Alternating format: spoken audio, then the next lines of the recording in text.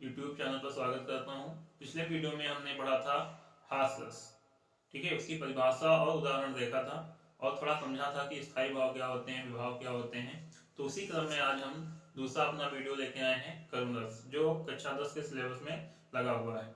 तो आज हम इसमें करुण रस की परिभाषा देखेंगे और उदाहरण देखेंगे, ठीक है। तो सबसे पहले हम पढ़ते हैं परिभाषा, देखते हैं क्या हो सकती है। तो हम लिख सकते हैं कि जब किसी प्रिय व्यक्ति की मृत्यु होने से मन में, इसको हृदय में लिख सकते हैं, में हृदय में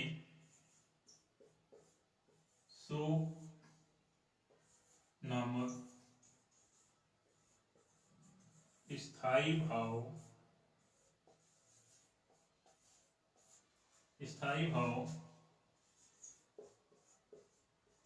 जागृत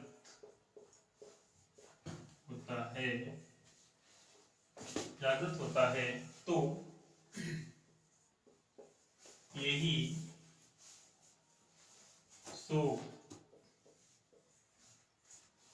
यही शोक विभाव,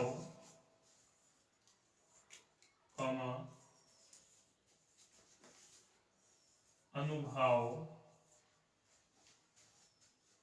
तथा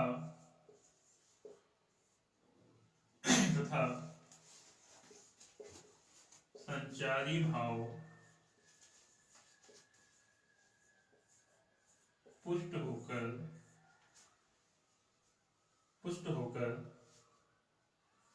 करुण रस में परिणत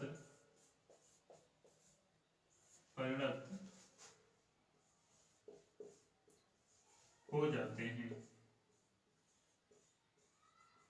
ठीक है। तो आपको समझ में आया होगा परिभाषा क्या है कि जब किसी प्रिय व्यक्ति की मृत्यु होने से मन में शोक नामक स्थायी भाव जागृत होता है, तब यही शोक विभाव, अनुभाव तथा संचारी भाव में पुष्ट होकर, यहाँ पे लिख लेना में पुष्ट होकर, या विभाव में पुष्ट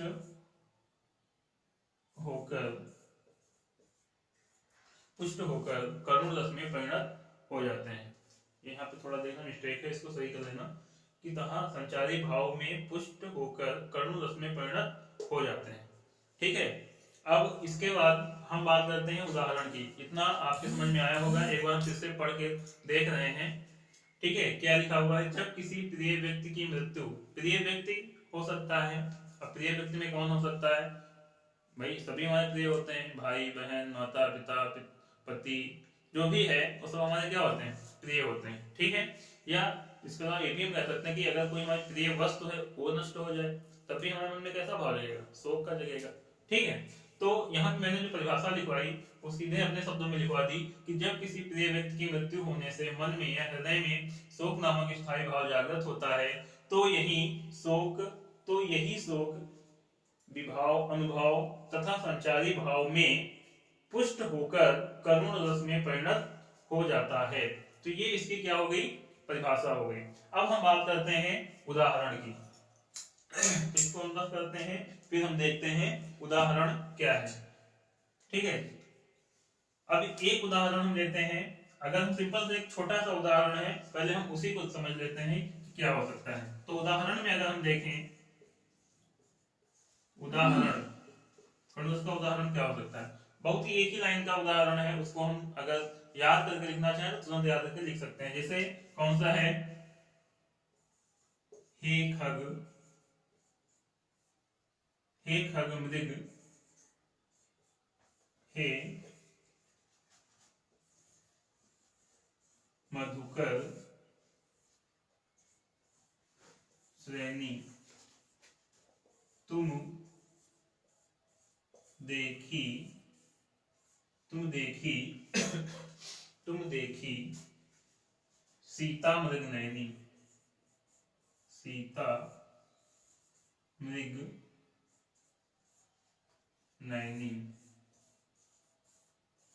ठीक है। हे खग मृग हे मधुकर श्रेणी, तुम देखी, इसको नीचे लिखते हैं इतना, हे खग मृग हे मधुकर श्रेणी, यहां लिखते हैं तुम देखी सीता मृग नयनी। ठीक है। तो ये एक सिंपल सा उदाहरण है, बहुत ही आसान, इसको हम बहुत जल्दी ही याद कर सकते हैं। क्या है कि हे खग मृग हे मधुकर श्रेणी, तुम देखी सीता मृग नयनी। ठीक है।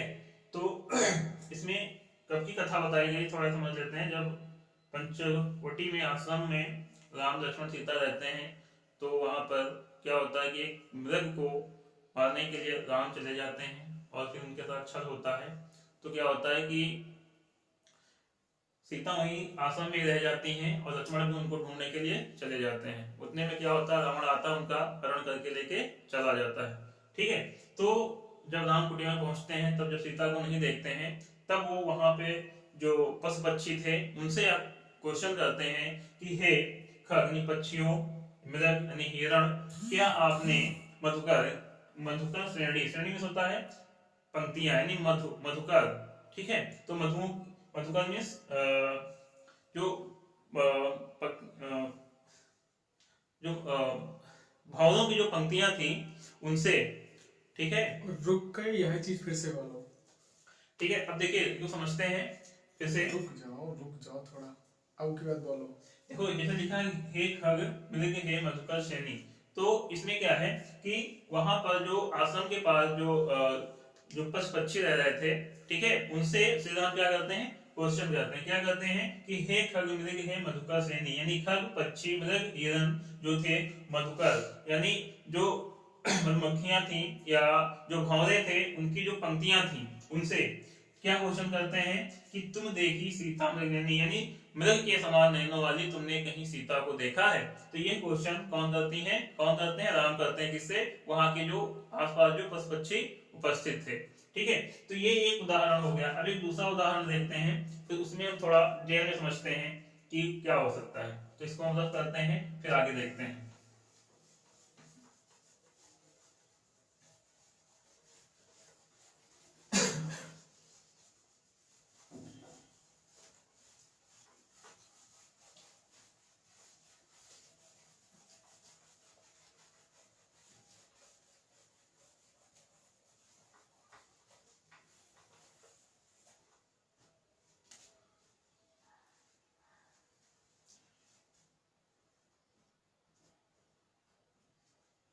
अब बात करते हैं नेक्स्ट उदाहरण। दूसरा उदाहरण क्या हो सकता है।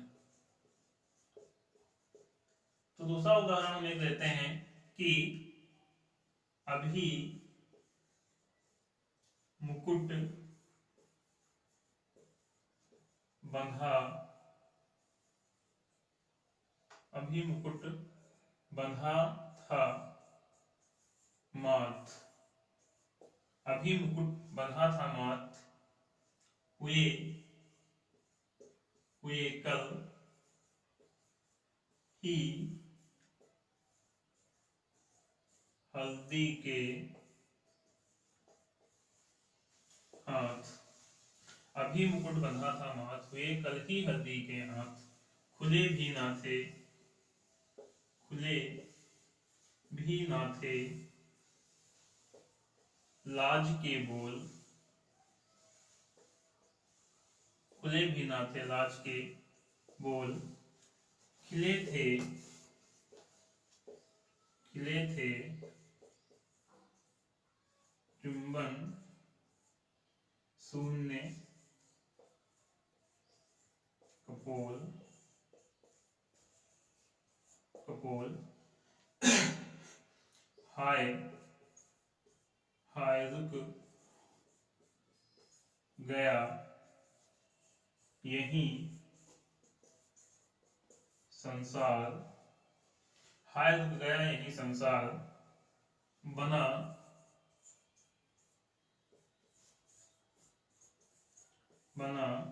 सिंदूर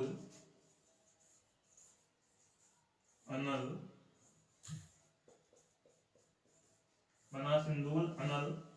अंगार।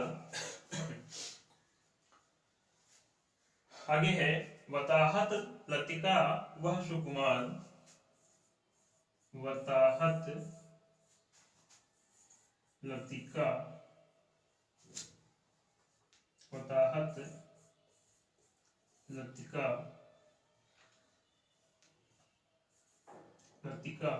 वताहत लतिका वह सुकुमार, पड़ी है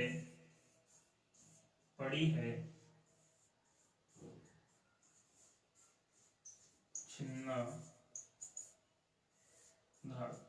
ठीक है, तो ये एक उदाहरण है, इसको समझते हैं। अभी मुकुट बंधा था माथ, हुए कल ही हल्दी के हाथ, खुले भी ना थे लाज के बोल, खिले थे चुंबन शून्य कपोल, हाय रुक गया यही संसार, बना सिंदूर अनल अंगार, वताहत लतिका वह सुकुमार, पड़ी है छिन्ना धार।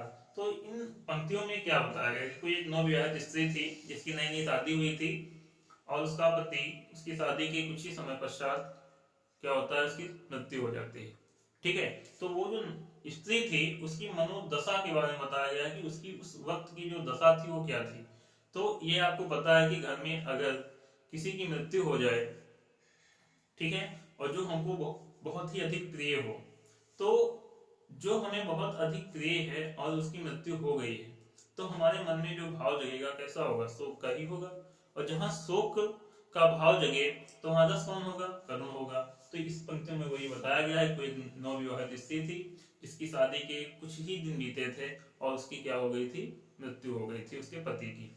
तो वो अपने पति के शव को देखकर क्या कर रही थी? विलाप कर रही थी, यानी रो रही थी। ठीक है, तो स्टॉप भैया, स्टॉप कर दो। अनुभव है वो क्या हो गया? नायिका का बेहोश होना। अब इसके बाद हम अनुभव के बाद बात करते हैं संचारी भाव। ठीक है, कि संचारी भाव क्या हो सकते हैं। तो संचारी भाव की अगर हम बात करें तो संचारी भाव क्या होते हैं? मैंने बताया था कि ये क्षणिक होते हैं, तुरंत आते हैं तुरंत चले जाते हैं। तो इसमें हम लिख सकते हैं, इसमें क्या लिख सकते हैं? जड़ता, इसमें लिख सकते हैं जड़ता, विषाद, स्मृति, विषाद एवं स्मृति। ठीक, ये क्या होंगे? संचारी भाव होंगे। ठीक है, तो अब इतना आपको समझ में आया होगा।